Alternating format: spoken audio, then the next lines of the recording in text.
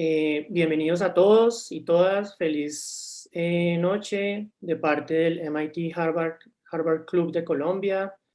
El nuestro es el club que reúne a los egresados de MIT, de Harvard, y que trabaja para estrechar los vínculos entre nosotros como egresados y nuestras dos universidades, buscando también generar impacto sobre el país. Como parte de las actividades de nuestro club, para los que no lo conocen, además de estrechar estos vínculos, también nos gusta organizar eventos y presentaciones de temas de interés para la comunidad. Estamos muy contentos entonces de que nos están acompañando esta noche. Hoy tenemos un tema muy interesante y una invitada de lujo para nuestro evento del club. Antes de presentarla a ella, me permito presentar a Víctor Saavedra, quien es egresado de Harvard y es parte de nuestra junta directiva en el club y va a ser el moderador de nuestro evento el día de hoy y es quien va a presentar a nuestra conferencista. Pues adelante, Víctor. Gracias, Guillermo, y gracias a todos por acompañarnos hoy. Yo voy a comenzar presentando a Marcela Meléndez para darle el espacio a ella a hacer la presentación. Marcela es una de las mejores economistas que tiene Colombia.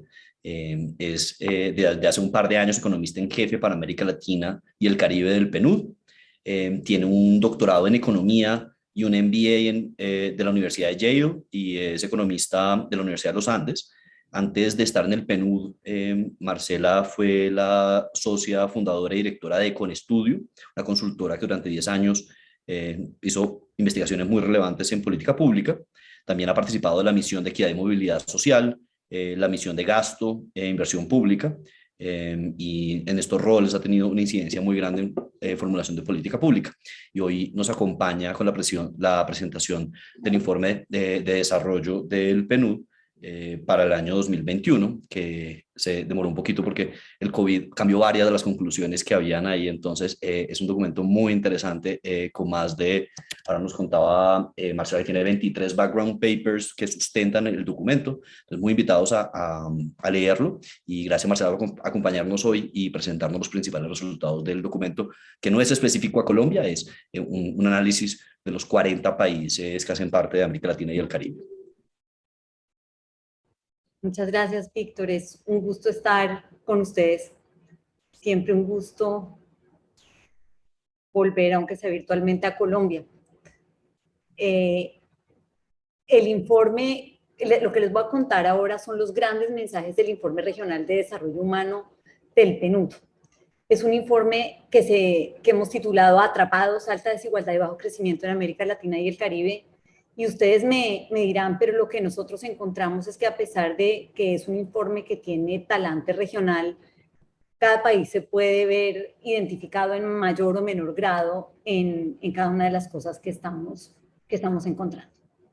Entonces, lo que voy a hacer es una presentación breve con el ánimo de luego poder tener una conversación y de ver si nos da el tiempo para mostrarles algunos datos de Colombia que no están directamente en el informe, pero que están detrás y que entran en algunos de los datos regionales que estamos mostrando. Nuestro informe lo que está argumentando es que la región se encuentra en una doble trampa de alta desigualdad y bajo crecimiento que tiene por detrás un nivel muy bajo de productividad. Y lo que estamos diciendo es que esos dos fenómenos de alta desigualdad y bajo crecimiento no son fenómenos independientes y que hay detrás de ellos algunos factores que nos hacen a la vez ser muy desiguales y crecer poco. El informe no aborda todos los posibles factores que podrían configurarse con esta descripción, pero trata de profundizar en tres: la concentración de poder, la violencia y los sistemas de protección social que no funcionan bien. Estamos mirando el tema de percepciones de desigualdad, de cómo percibe la gente la desigualdad y cómo se percibe dentro de la distribución de ingreso, pensando que esto puede ser en sí mismo parte de la trampa, y por supuesto estamos reconociendo que cualquier cosa que digamos aquí aterriza en unas condiciones de gobernanza local en cada país. América Latina y el Caribe es la segunda región más desigual del mundo. Medidas por las medidas que utilizamos los economistas cuantitativas, que utilizan información de encuestas y de censos para calcular indicadores de desigualdad. Los países de América Latina y el Caribe son más desiguales que otros países que tienen el mismo nivel de desarrollo, cuando ese nivel de desarrollo se mide por su Producto Interno Bruto per cápita o por su índice de desarrollo humano, que es el indicador que usamos en Naciones Unidas para medir aspectos del desarrollo. La desigualdad, como la pobreza, es multidimensional. Y aunque hay muchas dimensiones de la desigualdad que están muy relacionadas con la desigualdad de ingresos, no son necesariamente desigualdades con origen en los ingresos.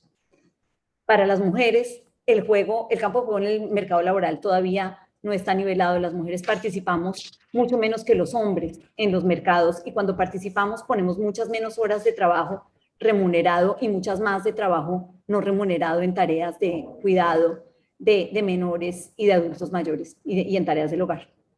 Las personas LGTB+ se enfrentan a la discriminación en gran parte de los aspectos de sus vidas y son uno de los grupos que históricamente han sido víctimas directas de violencia, de actos violentos.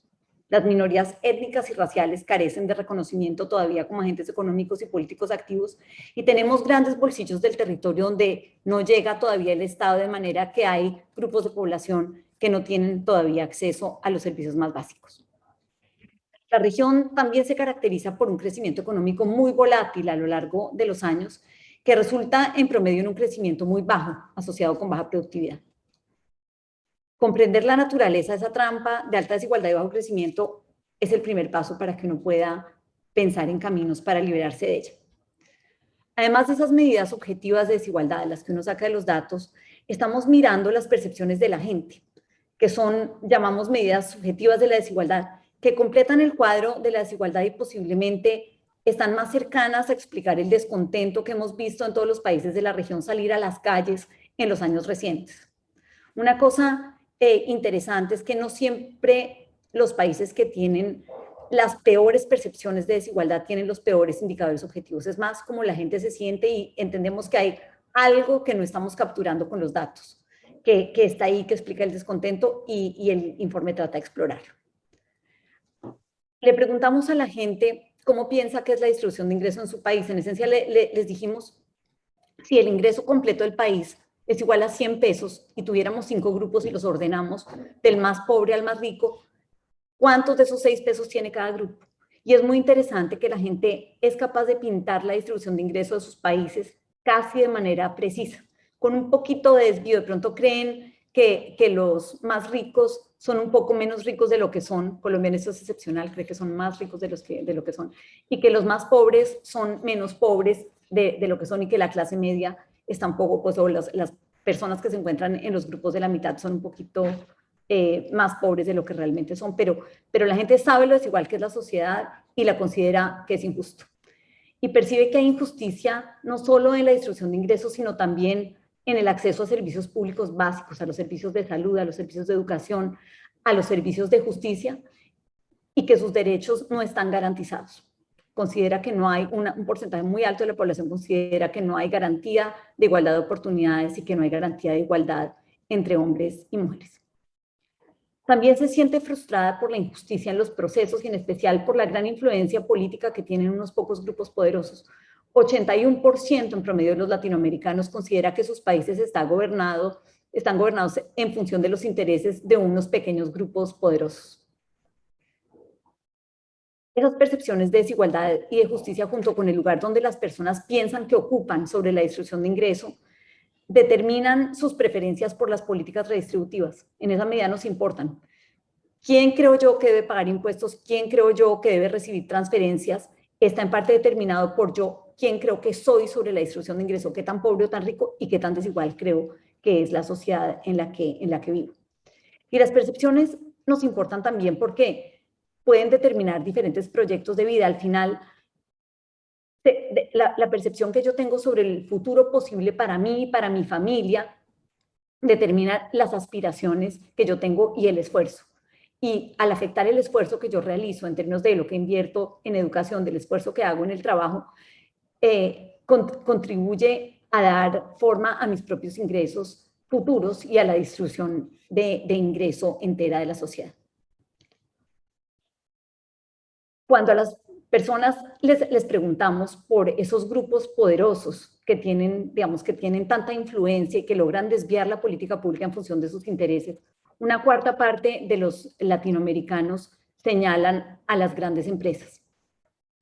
Lo que encontramos es que en América Latina los mercados tienden a estar dominados por un pequeño número de empresas gigantes que coexisten con una proporción desorbitada de personas autoempleadas y empleadas en firmas muy chiquititas de baja productividad.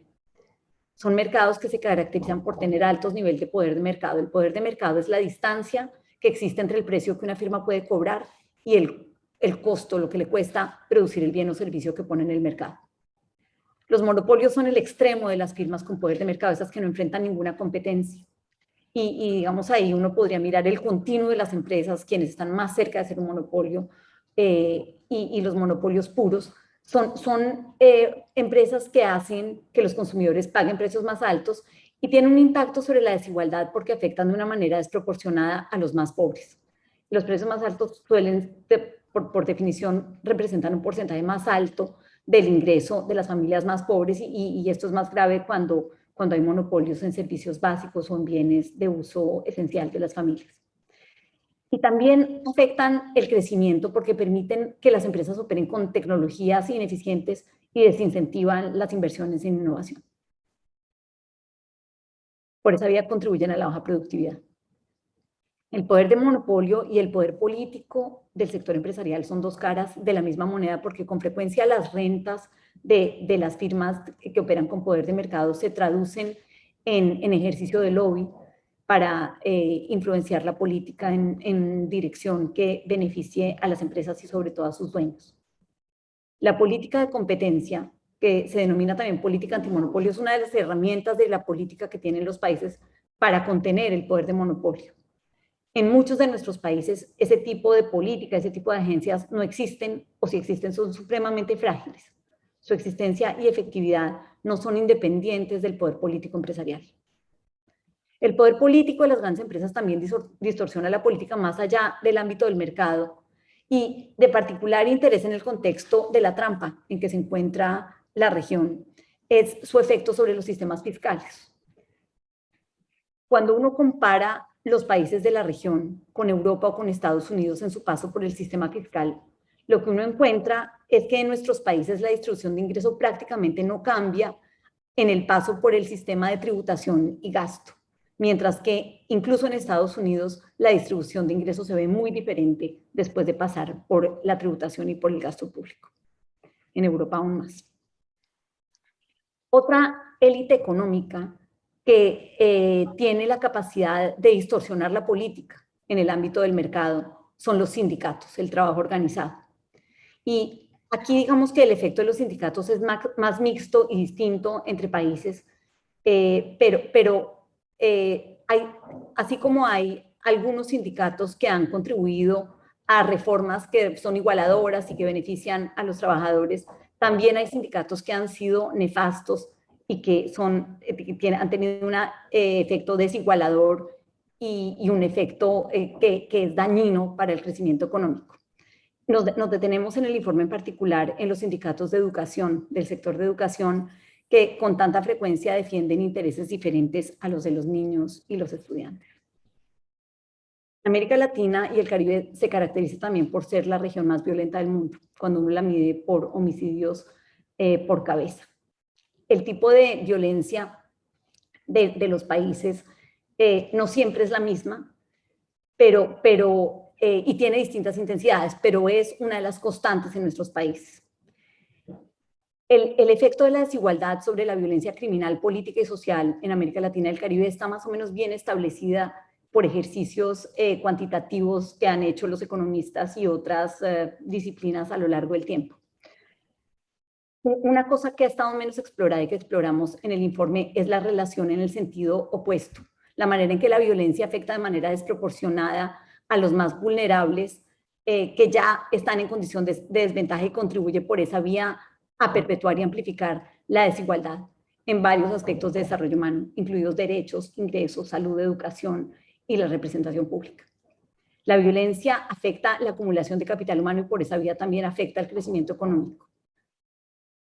y tiene efectos tremendos a través de las decisiones que toman, por ejemplo, las empresas y también las que toma el gobierno con respecto a su gasto. La violencia distorsiona las decisiones de inversión de las empresas, a veces limitando inversiones que se hubieran realizado en ausencia de violencia, otras veces dando lugar a inversiones en sectores distintos o en negocios distintos de los que hubieran emergido en su ausencia. Y sabemos con mucha claridad, y en Colombia esto sí que es tremendo, la cantidad de recursos que se desvían en el gasto público en seguridad y defensa. Recursos que en ausencia de violencia podrían estar dedicándose a las cosas que más directamente determinan el desarrollo, la educación, la salud, la infraestructura. La violencia, por tanto, es un factor subyacente importante, esa trampa de alta desigualdad y bajo crecimiento en América Latina, y erradicarla requiere activar la política pública en varias áreas. Por la prevalencia de la violencia y su impacto sobre el desarrollo humano, la región necesita urgentemente más y mejores datos, especialmente sobre las formas más graves de violencia que afligen a la región. Hay una cantidad de dolor y de violencia y de información sobre víctimas que está muy mal documentado y que por lo mismo limita la capacidad de acción de la política pública. Finalmente, los mercados de trabajo en América Latina y el Caribe se caracterizan por altos niveles de informalidad, donde entendemos informalidad como la ausencia de una participación, de una protección a través de un sistema de aseguramiento contributivo, donde uno hace un aporte para tener una pensión en la vejez o en discapacidad. Lo que encontramos que es doloroso, y en el caso de Colombia, si quieren ahora hablamos un poco más sobre eso, es que la informalidad no solamente resulta de evasión y de incumplimiento. Es cierto que hay un porcentaje de informalidad asociada con incumplimiento por parte de las empresas y por parte de los trabajadores, pero en la mayoría de nuestros países la misma normatividad excluye a una parte de la ciudadanía de la posibilidad de pertenecer a un régimen contributivo. Por definición, empuja, digamos, a la informalidad. Y como esto ha pasado, lo que ha ocurrido es que en nuestros países los gobiernos han hecho esfuerzos por compensar a esa parte de la población y se han inventado una suerte de sistemas de aseguramiento paralelos que suelen ser de menor calidad para los trabajadores informales. La combinación de programas de seguridad social contributivo y no contributivo, junto con las transiciones de los trabajadores entre la formalidad y la informalidad, resulta en una menor eficacia del aseguramiento y tiene efectos indeseados sobre la desigualdad. Aquí una cosa que es tremenda es que incluso los trabajadores que pertenecen al régimen contributivo de seguridad social con frecuencia terminan llegando a la vejez sin poder pensionarse, y esto ocurre porque hemos hecho mal en llamar a los trabajadores formales o informales. La verdad es que los trabajadores a lo largo de su vida laboral transitan muchas veces entre la formalidad y la informalidad. Y el resultado de eso es que con mucha frecuencia no alcanzan a cumplir los requisitos en términos de semanas de aportes para al final de la vida obtener una pensión. Una cosa muy dolorosa es que la probabilidad de pensionarse para los que han estado alguna vez en el sistema contributivo es mucho más alta para los trabajadores de altos ingresos, que además en países como el nuestro, pero esto no es excepcional a Colombia, cuando se pensionan reciben grandes subsidios del erario público, y mucho más baja para los trabajadores de bajos ingresos, que son los que tienen más dificultad para mantenerse en el sistema contributivo y con mucha frecuencia resultan al final de su vida laboral sin poder obtener una pensión de estos sistemas. La informalidad está fuertemente asociada con el empleo por cuenta propia o en empresas chiquiticas de baja productividad, y esto es un factor en la determinación de los ingresos de los trabajadores y también para el crecimiento. Una cosa que a veces se nos olvida es que las decisiones que toma el sector productivo están marcadas por el contexto de la normatividad que afecta a esas empresas. Entonces, las decisiones de yo como contrato a alguien, qué tipo de estabilidad ofrezco, van a estar marcadas por, entre otras cosas, la manera como yo tengo estructurado el sistema de seguridad social y también por otras reglas que afectan los mercados laborales, como la del salario mínimo y los costos de despido. En Colombia en particular, pero en general en la región, hemos armado unas marañas de normatividad que hacen que haya un fuerte, digamos, subsidio para permanecer en la informalidad y que sea supremamente costoso operar dentro de la formalidad, y por eso tenemos esta proliferación de negocios muy chiquiticos. La seguridad social y la asistencia social son complementos y no sustitutos. Es algo que con frecuencia se nos olvida. Lo que llamamos asistencia social son todos esos programas de transferencias, condicionadas o no, esos que tenían que activarse, digamos, ahorita durante la pandemia para rescatar a la gente que iba a caer en la pobreza. Eso tiene que existir, pero eso no es suficiente para sacar a la gente de la pobreza. Los países que lo hacen bien tienen el otro pilar muy bien armado, que es el de la seguridad social.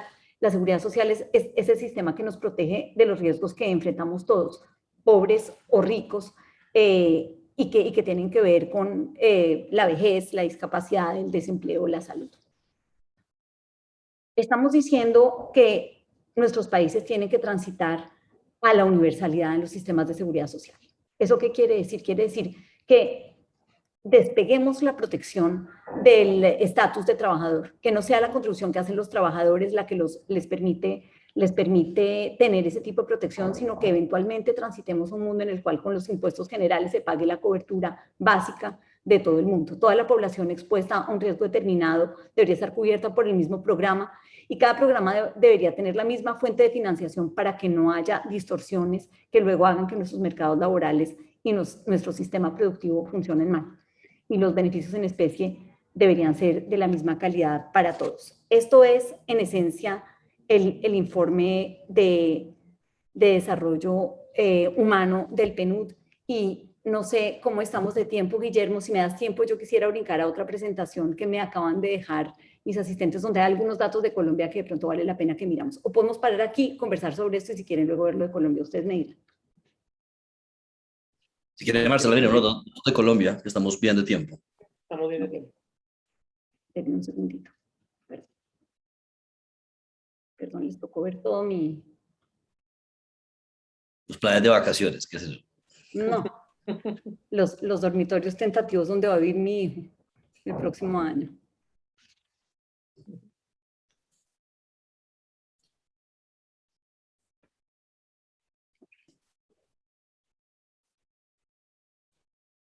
Perdón, repite.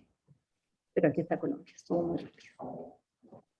Simplemente para que nos acordemos cómo es que se ve Colombia. Aquí está el crecimiento de Colombia en azul oscuro, cuando uno la mira simplemente en términos del Producto Interno Bruto, desde 1990. Entonces, uno ve que Colombia se despega un poquito del promedio. Colombia crece una tasa anual promedio, el PIB en Colombia crece una tasa anual promedio de 3.3 entre 1990 y 2019, y en el periodo más reciente, idéntico. Digamos, esto no ha cambiado, esto no es muy bueno, ¿no? Esto es pero sobre todo no es muy bueno cuando lo miramos en términos del crecimiento per cápita, que es el que nos debería importar. Cuando uno divide cuánto crece la economía por persona, entonces Colombia tiene un crecimiento de apenas 1.9% anual en promedio entre 1990 y 2019, y un poquitico mejor en la última década. Digamos que con esto no nos desarrollamos, nos costaría muchísimo tiempo llegar a un mundo distinto. Colombia aparece cuando uno lo mide por pobreza multidimensional. Vamos a ver cómo quedan estas medidas después de la pandemia, pero digamos tiene un porcentaje bajito de personas relativo a otros países de la región en pobreza multidimensional, y tiene un nivel alto de índice de desarrollo humano en la región. Es uno de los países que les va bien en la región. Y aquí les voy a mostrar algunas de las respuestas de los colombianos comparados con cómo contestaron en América Latina. Fíjense que esta es la pregunta que les decía, cómo la gente cree que está distribuida. La verdadera, o la que no sale de las encuestas, es la que está en el verde más claro, y la otra es la que está en el verde más oscuro. Entonces, en general, fíjense que en Latinoamérica la gente cree que el 20% más rico es un poquito más rico de lo que es, y que los pobres también son más pobres. Nosotros en Colombia sobreestimamos el ingreso de los más pobres, y subestimamos un poco el que tiene el 20% más rico, que captura en la realidad el 55%, la capturaba antes de la pandemia, el 55% del total del ingreso del país. El 85% de los colombianos piensa que la distribución del ingreso en el país es injusto. Yo les diría que ese tipo de cosas medio abstractas es lo que están en las calles. Colombia está un poco por encima del Latinoamérica. Miren a Chile en el 95%. Y el 81% de los colombianos piensa que su país se gobierna en el interés de unos pocos grupos poderosos. Yo creo que aquí en el afán de sacarme esto lo invirtieron porque el 81% es Latinoamérica. Yo sospecho que Colombia es el 77%, pero digamos igual es un porcentaje altísimo. A la gente le preguntamos qué segmentos de la población piensa que deberían pagar impuestos, dependiendo de dónde están en la distribución de ingreso. Y lo que uno encuentra es que la mayoría de los colombianos cree que todos, excepto quienes se encuentran entre el 10% más bajo de la distribución, deberían pagar impuestos. El 71% piensa que el 20% más rico debería pagar impuestos. Esto es algo, digamos, en Colombia realmente paga impuestos el que está en el 10% más alto. Lo demás no le alcanza a llegar con las reglas actuales que tenemos. Es increíble decirlo, pero somos un país de un ingreso per cápita, de un ingreso muy bajo. Aquí uno vería espacio para que se una más gente a la tributación si es que uno lo hiciera por votación popular. Y aquí está el mundo en el cual le preguntamos a la gente quién cree que debería recibir subsidios y transferencias del Estado. El 98% de los colombianos cree que el 10% más pobre debería recibir y el 77% estaría de acuerdo en que reciba el 20% más pobre. Incluso si uno lo pusiera a votación popular, una mayoría cree que hasta el 30% más pobre debe recibir transferencias, pero el resto no. Y por aquí hay un cunchito de gente que cree que los más ricos también deberían recibir transferencias. Pero una cosa que es un poco golpeante y que vale la pena decir es que nuestros países son muy pobres y entonces por aquí a veces hasta el 50% hay una gente que está realmente viviendo en condiciones de necesidad. No es evidente que solo el 10% o el 20% más pobre deba recibir transferencias del Estado, pero en nuestro país no aceptaríamos que haya ayudas para gente que no esté en el 30% más pobre, en teoría. En la realidad somos muy diferentes, en la realidad damos ayudas casi a lo largo de todo el camino y no siempre bien focalizadas entre el 10% más pobre. Y estos detallitos sobre lo que le preguntamos a la gente cómo vivió durante la pandemia. A esta pregunta que es fuerte fue la pregunta si la gente pudo trabajar a distancia o alguien de su familia pudo trabajar a distancia a través de internet desde el hogar.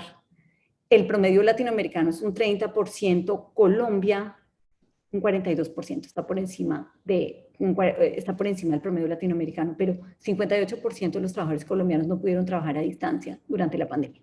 Aquí, digamos, es la desigualdad con la que se vivió la pandemia. Víctor Saavedra, tú al inicio decías que el informe no tuvo que cambiar por la pandemia. La verdad es que no cambió, porque si te fijas, los temas que tratamos son temas estructurales. Eran problemas que estaban ahí antes de la pandemia y que siguen estando, incluso si salimos de la pandemia. Lo que va a pasar es que algunas de las dificultades se han profundizado, incluso. Pero el informe se detiene un momentico para mirar el COVID. Tratamos de que el informe no estuviera totalmente en función de mirar el tema de la pandemia, justo porque los problemas de alta desigualdad y bajo crecimiento la preceden.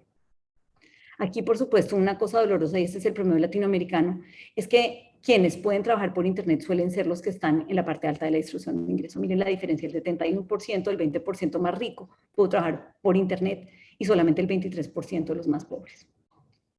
Y aquí le preguntamos a la gente en cuánto tiempo cree que sus ingresos y los de su familia volverían a ser los mismos que antes de la pandemia. Y la verdad es que hay un porcentaje de la gente que dice que no tuvo ninguna pérdida de ingreso, el 25% en Colombia, y un 19% en Colombia piensa que menos de un año, pero el resto de la población aquí considera que va a tardar más de un año en recuperar el ingreso al mismo nivel que lo tuvo antes de la pandemia. Esta gráfica es un poquitico más difícil, pero está mostrando los datos tanto por tiempo, digamos, en el que la gente piensa que va a recuperar su ingreso, como por el lugar que ocupa en la distribución de ingreso. Y lo que uno ve es que la gente que no tuvo ninguna pérdida o que manifiesta no haber tenido ninguna pérdida de ingreso, pues está sobre todo en el 40% más alto de la población. 37% está en el 20% más alto, y que la gente que tuvo problemas mayores o que ve problemas mayores, pues está entre la gente más pobre, en los colores más oscuros. Esos son como los datos que les quería mostrar, que de pronto nos sirven como abrebocas para la conversación. Y ahí termino. Muchas gracias por darme la oportunidad de contarles esto. Gracias, Marcela. Entonces, los que quieran hacer preguntas, por favor, levanten la mano. También las pueden compartir en el chat y yo las leo. Si mientras se anima alguien en hacer una pregunta, comienzo yo. Marcela es una de las principales expertas en el país en regulación. Y pues uno de los como factores que explica la trampa es la concentración del poder. Y luego dices que está asociado a alto poder de mercado de las empresas y los monopolios. Y yo te tengo como varias preguntas asociadas a esto. Y es, ¿qué tan importante es en el caso colombiano, la falta de capacidad de la SIC o de la superfinanciera relativamente a otros problemas? O sea, ¿qué tan importante es para poder controlar el poder?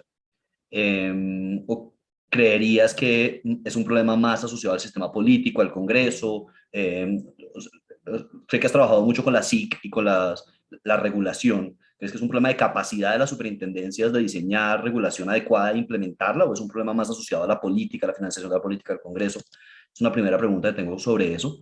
Lo segundo es, ha estado participando en la misión de internacionalización y la apertura comercial en Colombia es relativamente muy baja a nivel regional. ¿Crees que se podría controlar bastante esa concentración del poder en Colombia a través de apertura comercial? ¿Qué se ha dicho en la misión sobre eso del caso colombiano? Y por último, si hay sectores que son más importantes en garantizar mayor competencia. O sea, el sistema financiero se discute mucho en el país. O sea, si ustedes han pensado que uno debería concentrarse en algunos sectores más que otros. A ver, gracias por la pregunta. Creo que la respuesta es que hay una mezcla de elementos y que algunos de los elementos son los que tú mencionas. Por supuesto, tener una autoridad de competencia que funcione bien y va a ser vital para que los mercados funcionen. En Colombia venimos construyendo capacidad, pero hay un tema que no sé qué tanto está a la vista y qué tanto se percibe, y es que con mucha frecuencia cuando la autoridad o el regulador se ha querido meter con intereses de algunos sectores particulares o de algunos grupos particulares, al superintendente lo descabezan. Sale de ahí.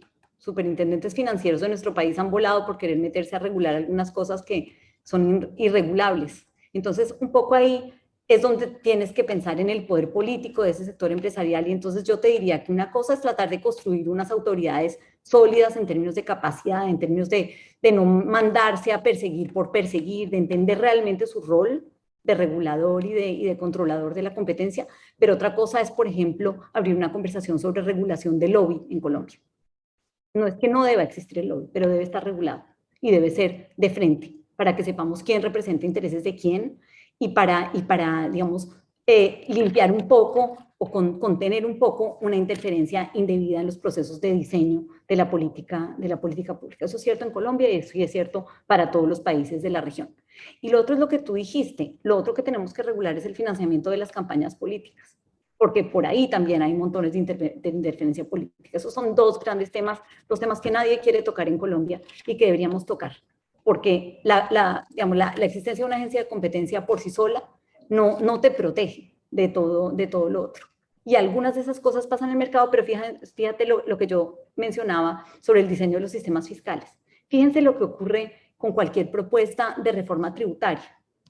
¿Quién la bloquea? Si uno mira las últimas marchas, en teoría exitosas, por haber bloqueado la reforma, bloquearon una reforma que estaba proponiendo que la gente más rica de Colombia pagara más impuestos. La gente que salió a marchar no tenía eso claro. A mí me parece que marcharon por la razón equivocada y que la reforma que proponía Carrasquilla no era una cosa tan mala, creo que era mejor de lo que teníamos y mejor de lo que vamos a tener ahora con la nueva reforma. Una cosa que se nos olvida es que si no tenemos suficiente recaudo tributario no podemos pagar por el desarrollo. Y es como un tiro en el pie para todos. Entonces eso es como la respuesta sobre la parte de política de competencia. Por supuesto que tenemos que invertir en tener capacidad técnica para regular bien, para tener una agencia de competencia que de verdad sepa lo que está haciendo, pero también tenemos que contener la interferencia por los otros lados. Con respecto a lo de la misión de internacionalización, la mayor competencia que surge de tener mercados abiertos, por supuesto que puede ayudar a contener el poder o la construcción, digamos, de la producción de rentas, que son rentas que no tienen ninguna otra función que enriquecer a los propietarios de las empresas que están protegidas. Es una conversación difícil y fue una conversación difícil en el marco de la misión de internacionalización porque veníamos de distintos lados, las personas que estábamos participando ahí como expertos.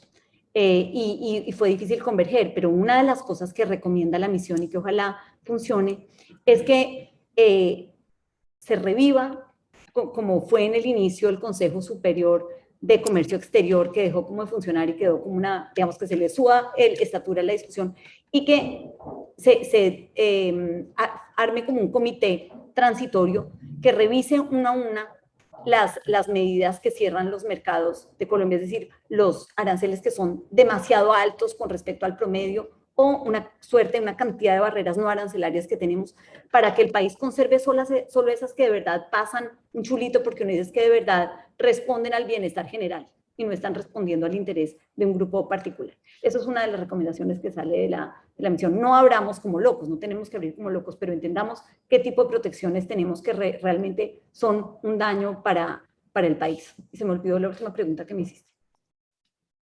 Si había que priorizar algún sector.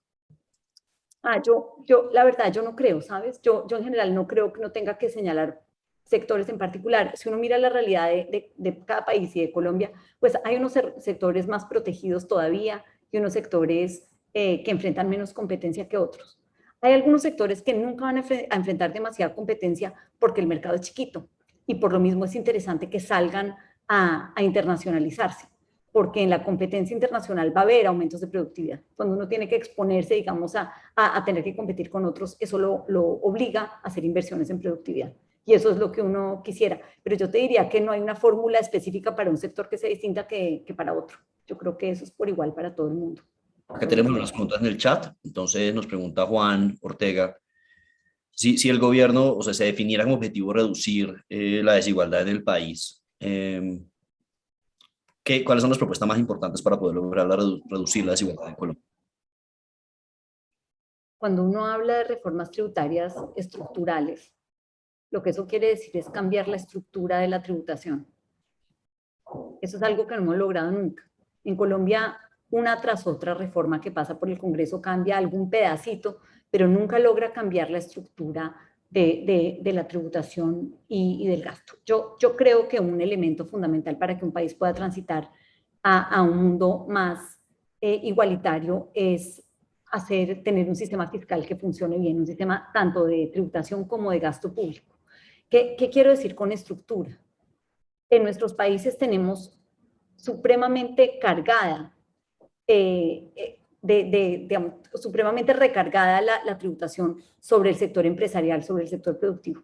Unas pocas empresas, que son las grandes o medianas, las que no pueden hacerse a exenciones, etcétera, son las que corren con la tributación más alta. Digamos, en Colombia está muy agujereada la base de la tributación y muchas empresas tienen exenciones, pero en esencia el recaudo que viene de las empresas es mucho más grande que el que viene de las personas. A las personas más ricas no las hemos podido agarrar en la tributación en Colombia.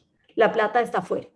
El mundo está dando una conversación a nivel global sobre cómo uno debería hacer pagar impuestos al 1% más rico de todos los países, de manera que uno no pueda mover la plata de un lado para el otro para evadir. Es un reto, no es evidente cómo hacerlo, pero uno sí necesita un país que cambie el chip y que entienda que las personas más ricas tienen que pagar impuestos y que la manera de agarrar a las personas más ricas no es a través de agarrar al sector empresarial, que es el sector productivo, que es el encargado de generar empleo e inversión. Nosotros vamos a través del sector empresarial porque no somos capaces de llegar a las personas. Entonces, por un lado, uno sí quisiera, lo que decimos los economistas, que es un sistema tributario más progresivo, donde la gente más rica, en la medida en que tiene más, aporte más al sistema tributario. Ojalá un sistema donde todo el mundo aprenda que tiene que aportar, así sea poquito en su proporción, porque lo otro que no tenemos es cultura de tributación, y un gasto público mejor focalizado. Pero fíjense que si nos devolvemos a los temas del informe, hay un tema vital, y es que en Colombia no hemos podido lograr salir de la violencia. Y la violencia es una cosa que nos lastra. No es simplemente porque nos parezca terrible y pobrecita la gente. Claro, es un tema de bienestar, por supuesto, pero también es un tema como de inteligencia básica. El país no va a despegar mientras no contengamos la violencia. Y entonces poder volcarnos en esa dirección es eso. Cuando uno piensa en reformas tributarias, no solamente hacerlas más progresivas, sino generar el recaudo necesario para invertir, para invertir en todas esas zonas olvidadas que tenemos. Colombia en particular es un país donde el Estado tiene un límite. Por eso ha habido gobiernos rebeldes y gobiernos de otros grupos y otras acciones, porque el Estado físicamente no llega. Y para eso necesitamos recursos. Y tú, que conoces bien cómo funciona el sector educativo, yo diría que ese es el otro reto. Ahí es donde yo metería plata, pero además grandes reformas. Tenemos que pensar cómo hacer distinta la educación, porque estamos enredados tratando de hacer lo mismo desde hace muchos años. Y mientras el país no logre educar mejor a la gente, no vamos a lograr un mundo más igualitario. Yo diría que la educación es el cuarto factor que se nos quedó detrás de esa gran trampa, el más importante, digamos, que había que abordar. Entonces, cualquier cosa que uno pueda hacer en el camino de solucionar esos factores, de mover esas tuercas, creo que irían en la dirección correcta. Déjenme decir algo brutal, por alguien me está diciendo que más está recomendando el PNUD. El PNUD no puede recomendar cosas directamente, pero por ejemplo otra cosa que estamos diciendo y que le habla, digamos, directamente a casos como el colombiano, es que sabemos que una de las mayores fuentes de violencia en nuestros países es el narcotráfico.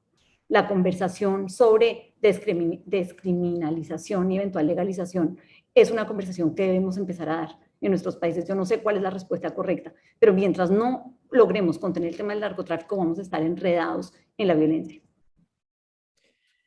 Hay otra pregunta sobre crecimiento económico de las regiones. Entonces, hoy, por ejemplo, en Foco Económico, David Pérez, profesor de los Andes, escribía mostrando las diferencias entre las regiones más ricas y más pobres de Colombia, que es mucho más alta esa diferencia que en el resto de los países de la región. ¿Cómo incentivar el desarrollo económico de las regiones más rezagadas en Colombia? ¿Hay alguna perspectiva de eso en el informe o tenés alguna opinión sobre eso? Nosotros en el informe no estamos mirando, digamos, estamos mirando la heterogeneidad en la región y diciendo estos mapas de heterogeneidad aterrizan igualito al interior de los países. Así que no estamos dando ninguna fórmula mágica, ojalá la tuviéramos, pero yo te diría que en Colombia se llama presencia del Estado. Es que en Colombia hay todavía muchas partes del país donde el Estado no llega con los servicios más básicos. Mientras nosotros no hagamos eso, digamos, estamos primero dejando el espacio abierto para que el crimen y la ilegalidad se tomen lugares. Yo siempre, una idea ingenua, soñada, es que existiera un gobierno que gobernara desde las regiones. Que nos preguntemos por qué es que la sede incluso de Ecopetrol, por qué es que está en Bogotá, pero que el Ministerio de Educación de pronto pudiera reubicarse y operar desde Buenaventura o desde Quibdó, a ver eso cómo funciona, a ver si estando ahí presencia física del gobierno nacional logra uno llevar recursos, llevar infraestructura y llevar lo que no hemos sido capaces de llevar. Para mí el Chocó es un Chocó y tú lo sabes porque yo conocí el Chocó casi que de tu mano, yo no había ido nunca y fui con el Ministerio de Educación en su momento y en el Chocó tenemos 500.000 personas nada más, 500.000 personas que no hemos podido sacar del África Oscura. Es una cosa vergonzosa, me parece que Bogotá debería tener mucha vergüenza de no haber sido capaz de resolver el tema de Chocó, y es porque siempre lo vemos lejos, tenemos un país desconectado. Yo creo que lo tenemos que conectar, creo que el tema de infraestructura de vías es un tema fundamental y de presencia del Estado. María Mercedes Zambrano pregunta sobre corrupción. ¿Cómo podemos, o sea, aunque no lo vimos en la presentación, yo no me leí el informe completo, me leí el resumen ejecutivo, no está explícitamente la palabra o referencia a corrupción en la captura, en la relación entre poder como concentración del poder causalmente a mayor desigualdad. Pero ¿cómo podemos afrontar el problema de corrupción en la región y en Colombia? Esta pregunta es más para ti que para mí, Víctor Saavedra, que tú has sido el experto en estos temas en Colombia. Es doloroso, pero yo hay una cosa que les diría. Nosotros, tratando de contener la corrupción, nos hemos inventado sistemas de contratación súper complejos, trámites súper complejos. Hemos hecho lo más complicado posible todo y yo creo que eso facilita la corrupción en cambio de subsanar. Yo creo que si uno, y me dirá, si uno lograra simplificar una cantidad de las cosas que hacemos, sería mucho más fácil que funcionemos, porque creo que más allá, digamos, de un sistema de justicia que funcione, que es algo que también nos elude, una cosa terrible que le pasa a nuestro país es que está organizado en la forma para contener la corrupción y termina trabando a todo el que no es corrupto menos al corrupto. Yo no sé si tú tienes la misma percepción, Víctor, y si ustedes la tienen, pero yo creo que la hemos abordado mal. Creo que no se soluciona con leyes y normas y trámites. Creo que se soluciona con un sistema de justicia que funcione bien y con procesos mejor diseñados digamos, en todo lo que tiene que ver con lo público y, por ejemplo, con los sistemas de compras públicas. Vamos a presentar más adelante del año, hablar específicamente sobre corrupción. Ahí Guillermo nos invitó para hablar de eso. Guillermo nos pregunta sobre el cambio tecnológico, la automatización del mercado laboral y el impacto que va a tener en desigualdad en la región.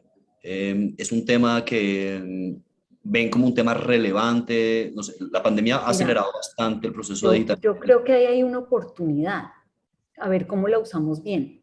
¿Qué nos pasó? Estamos ahorita teniendo esta reunión y yo estoy en Nueva York. El salto tecnológico que dimos en adaptarnos todos los que podíamos muy rápido es impresionante. Hemos descubierto que podemos hacer una cantidad de cosas que antes no hacíamos.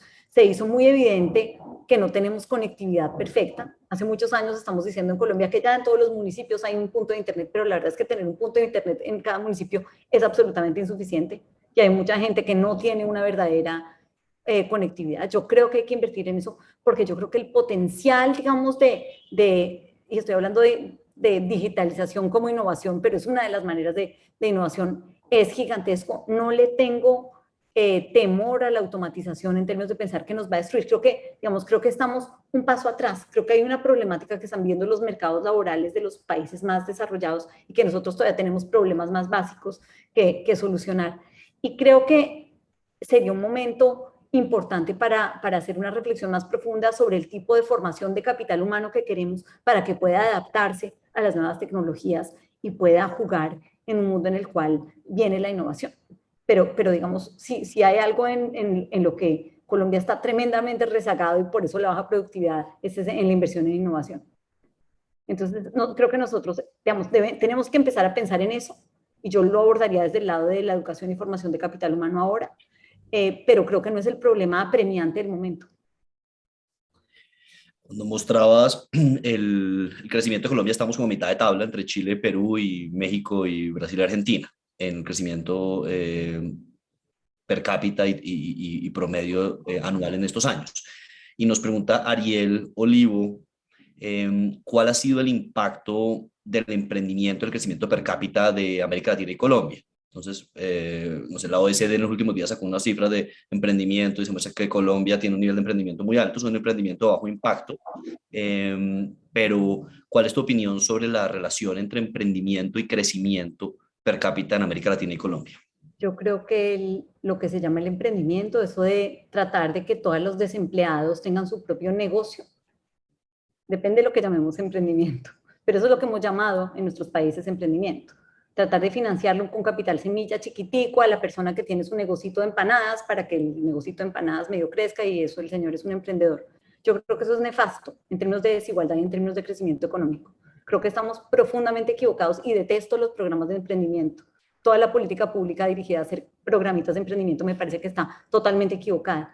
Hay un trabajo que venimos haciendo, que hicimos con Marcela Eslava, la decana de la Universidad de Economía de la Universidad de los Andes, en el contexto de este informe regional. Es uno de los background papers del informe y mira datos de la región y lo que estamos encontrando es una cosa súper dolorosa. Estamos mirando, de hecho, poder de mercado y concentración y lo que estamos encontrando es que la región es particular, no solo por tener una cola alta, muy concentrada, pues estoy hablando de distribución de firmas, de empresas, sino una cola muy ancha y muy larga en la parte chiquita, muy fragmentada. Y lo que encontramos es que cuando uno mira la productividad, lo que hay en nuestros países es, voy a tratar de decirlo de manera que no suene muy economicista, pero es terrible, es empresas que suelen ser más grandes de lo que deberían ser de acuerdo con la productividad tan bajita que tienen. tenemos mucho como que, el mensaje es tremendo porque es como si uno dijera, nos iría mejor para el crecimiento si tuviéramos la producción más concentrada en poquitas manos que en esa cantidad de cositas que tenemos.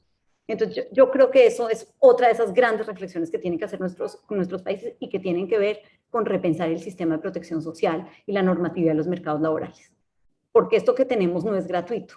Se repite de país a país. Les quiero decir que todos los sistemas latinoamericanos de protección social tienen tremendas distorsiones, algunos poquitos funcionan en términos de diseño mejor que otros. El chileno es un sistema que no es muy generoso en términos, digamos, de hacer redistribución, pero es un sistema un poquito mejor diseñado que otros. Pero Colombia junta las distorsiones de todos los países. Y una cosa terrible es que nos hemos ido como copiando de país a país. Entonces el error que se comete en un sitio lo copiamos en todas partes. Y tenemos desbaratados nuestros mercados laborales. Entonces yo les diría que huyámosle a ese emprendimiento. Digamos, es normal que en las sociedades haya un porcentaje muy pequeño de empresarios y de emprendedores. Es normal, porque suele ser la gente súper talentosa, suele ser la gente más educada y suele ser la gente que tiene un capital, la que está en capacidad de hacer brotar negocios que de verdad sean productivos. Entonces, lo que uno quisiera es ver un porcentaje mucho más alto de los trabajadores empleados en empresas que no sean microempresas, en empresas grandes. Una configuración más parecida a la de los Estados Unidos o la del mundo desarrollado, donde realmente el 80% de los trabajadores están en empresas de más de 10 empleados. Lo nuestro es exactamente la figura opuesta, que es una cosa que yo creo que es parte de lo que está detrás de nuestra incapacidad de salir, digamos, de este lugar donde estamos. Que veo que nos acompaña Luis Enrique García de Brigard, y ahora decías que no solamente ven la concentración del poder desde el lado de los empresarios, sino también de los sindicatos de profesores, que han tenido un impacto muy grande este año en el retorno a clases en la región. ¿Ven elementos diferenciadores de los sindicatos entre los países de América Latina y cómo se ve Colombia en ese contexto? Los sindicatos de educación son muy parecidos en todas partes en la región. Y son sindicatos que tú lo sabes mejor que yo, que han estado tratando de defender los intereses ni siquiera del 100% de los maestros, de una parte de los maestros. Y que muy rara vez o en muy pocas ocasiones se ha logrado una interlocución con ellos que realmente permita tomar decisiones que favorezcan a los niños. Uno de los temas, por ejemplo, que uno tendría que tener en la cabeza es que si tenemos estas regiones tan desiguales, si tenemos Chocó y tenemos Bogotá, y a la gente del Chocó la seguimos educando con los profesores que salieron de la escuela normal del Chocó, y a los de Bogotá con los profesores que salen de los colegios de Bogotá, vamos a perpetuar la desigualdad de la educación entre las dos regiones. Pero mover, y tú nos puedes decir eso, contar eso más que yo, y de pronto también Luis, mover maestros de un lado a otro en Colombia. Hacer, por ejemplo, un mundo en el cual uno pueda mandar al buen profesor de la ciudad grande a hacer como una especie de rural, un tiempo, 2 años, pagándole más plata por estar en un lugar difícil un tiempo para subir el nivel de la educación.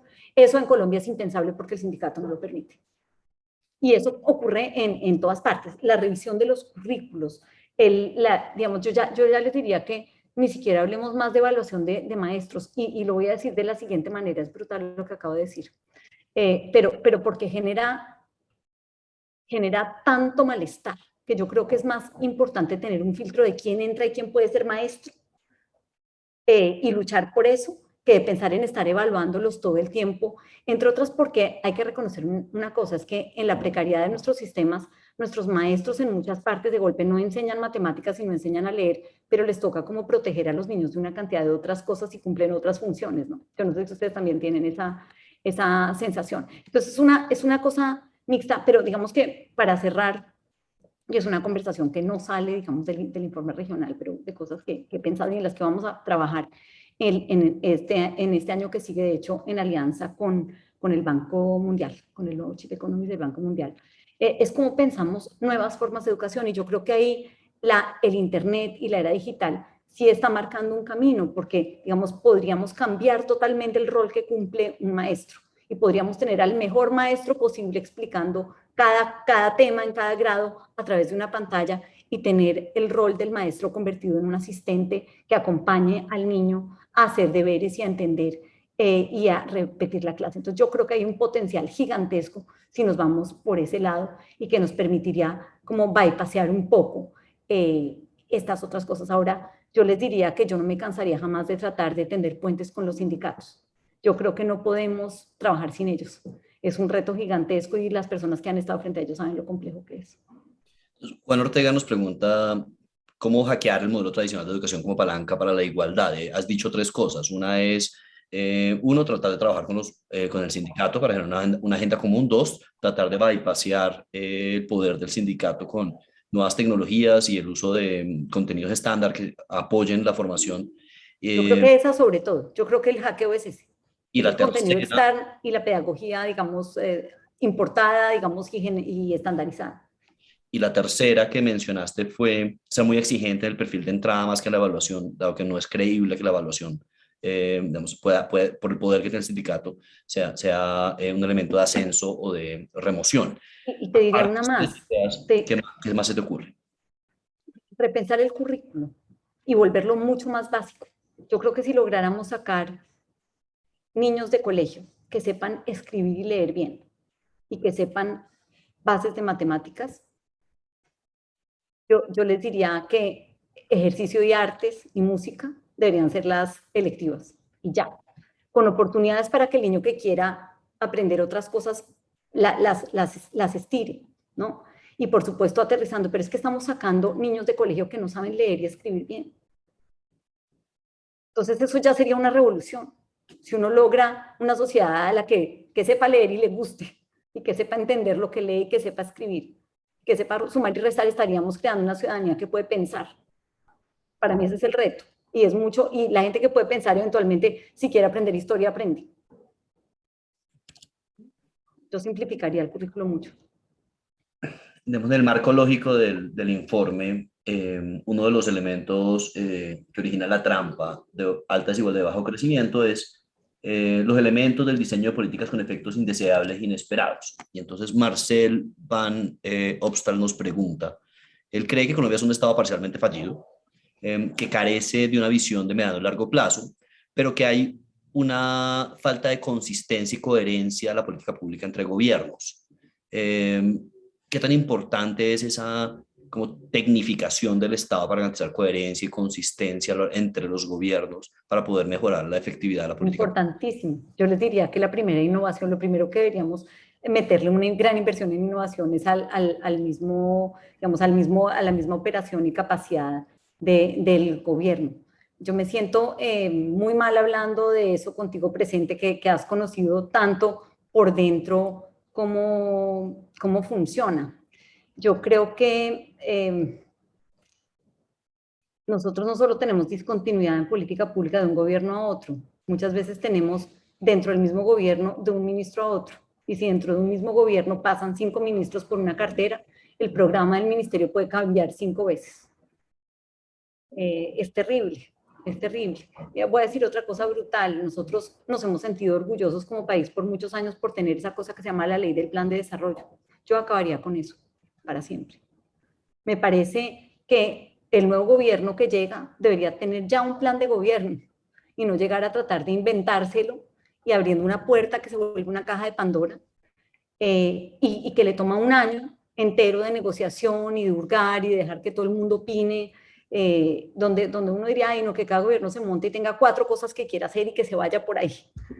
Y lo demás ya hay una infraestructura legal, hay una infraestructura de cosas que uno puede ir cambiando a pocos, pero yo creo que la ley del plan de desarrollo es un desgaste terrible, creo que se ha pervertido como plan, creo que no tenemos seguimiento. Yo les diría que si uno lo hiciera de una manera más juiciosa, pues hacemos una cantidad de indicadores, pero el porcentaje de los planes de desarrollo de cada gobierno que se cumple, yo creo que es muy bajito. Entonces, un desgaste muy grande con una cantidad de saludos a la bandera y más bien uno si quisiera unos gobiernos que tengan un programa claro. Yo votaría por ese candidato que nos diga, yo voy a hacer 4 cosas. Una de esas, voy a arreglar el SENA. Voy a arreglar todo el tema de formación para el trabajo. Arregle eso nada más y ya pasa la historia. Hay que hacer más cosas en 4 años, ¿no? Y tenga una línea de gobierno, no tenga ministros que llegan a experimentar y aprender. que para mí esa es la peor cosa, ¿no? Cualquiera puede ser ministro. Entonces el amigo de alguien es ministro y llega a inventarse a ver qué hace. Si uno, digamos, si uno eligiera bien al presidente, debería ser un presidente que tenga una visión sobre algunas cosas claves y que simplemente tenga la gente correcta que lo acompaña a poner en práctica cosas que quiere hacer, no gente que llegue a inventarse que quiere. Pero esto no es una crítica a un gobierno particular, es una crítica a todos los gobiernos históricos de Colombia, o a casi todos, con contadas excepciones y en contados momentos, ¿no? Una excepción, yo les diría, muy vieja, pues es el gobierno de César Gaviria, donde había una visión de cosas. Quería hacer la apertura económica, podemos criticarlo o no, pero iban todos para allá, iba todo el mundo con el mismo norte, y había un norte. Eso vamos a, yo creo que vamos a ver los retos que tenemos en lo que sigue. Marta Eugenia Segura trae un tema que es el desarrollo del sector agropecuario, que se relaciona a la concentración del poder y violencia de una forma como muy cercana en Colombia. ¿Ven alguna como diferenciación entre las recomendaciones y el análisis cuando piensan en el sector agropecuario, sobre todo, por ejemplo, en concentración de poder o violencia? Nosotros no estamos mirando casos particulares de países en el informe, ¿no? Es muy importante que sepan, porque, digamos, mal haríamos y, digamos, este tipo de conversaciones hay que propiciarlas, digamos, en este tipo de foros, en los países. Pero si a nivel regional hay alguna diferencia entre el sector rural, o sea, como si el sector rural, no el caso colombiano, que es muy importante el caso colombiano, lo que estoy diciendo, sino si a nivel de la región, digamos, la mayor, una desigualdad, la desigualdad se explica en parte por la diferencia urbano-rural en toda la región. Eso...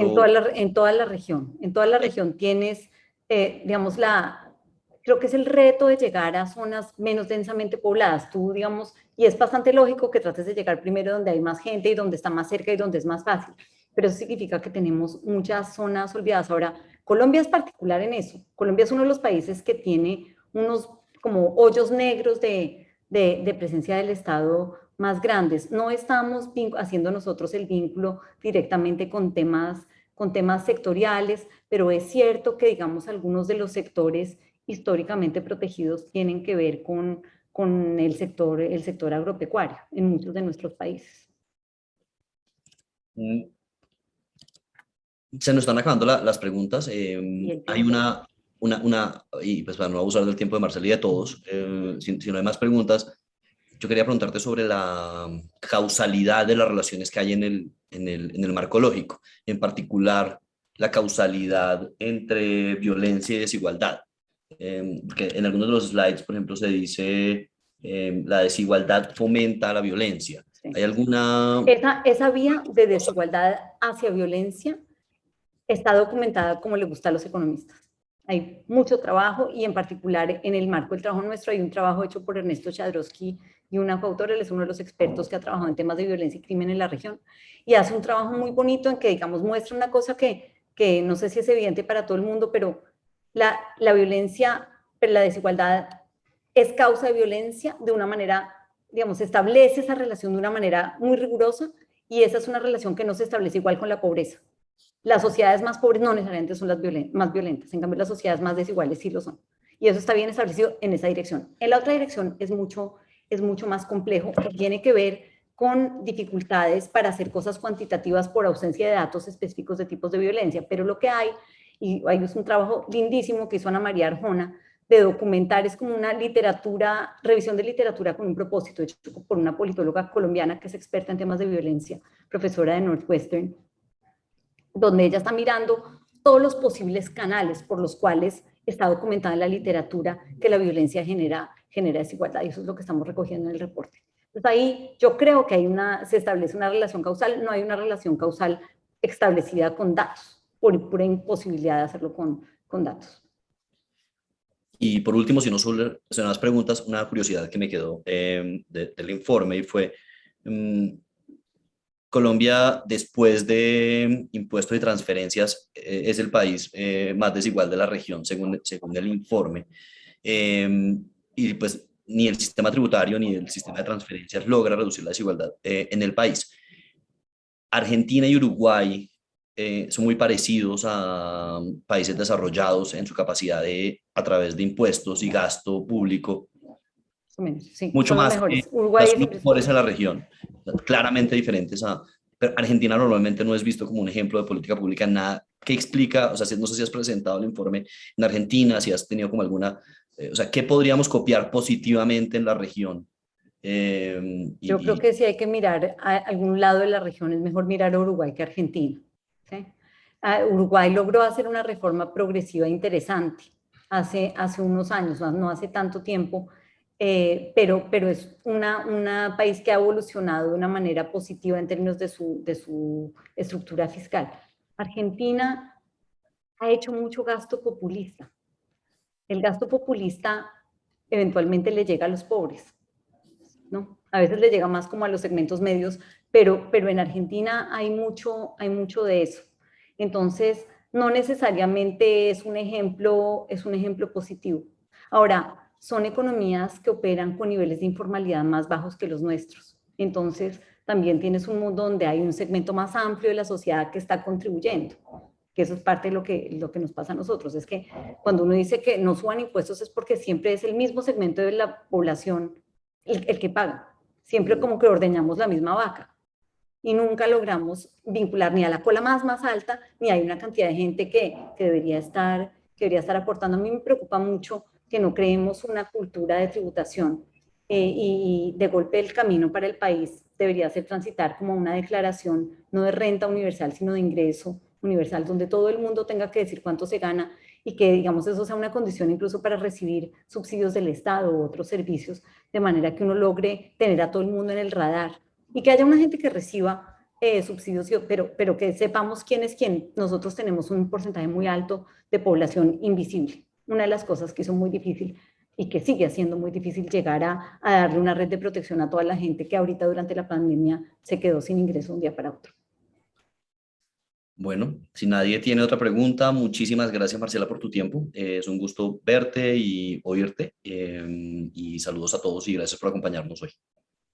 Muchas gracias a ustedes, me da gusto verlos a todos. Gracias. Y buena conversación. Muy Gracias. interesante. Muchas gracias. Chao. Chao. Muchas gracias. Que estén bien. Muchas gracias, Marcela. Feliz Gracias, noche Víctor, para también. todos. Chao. Gracias.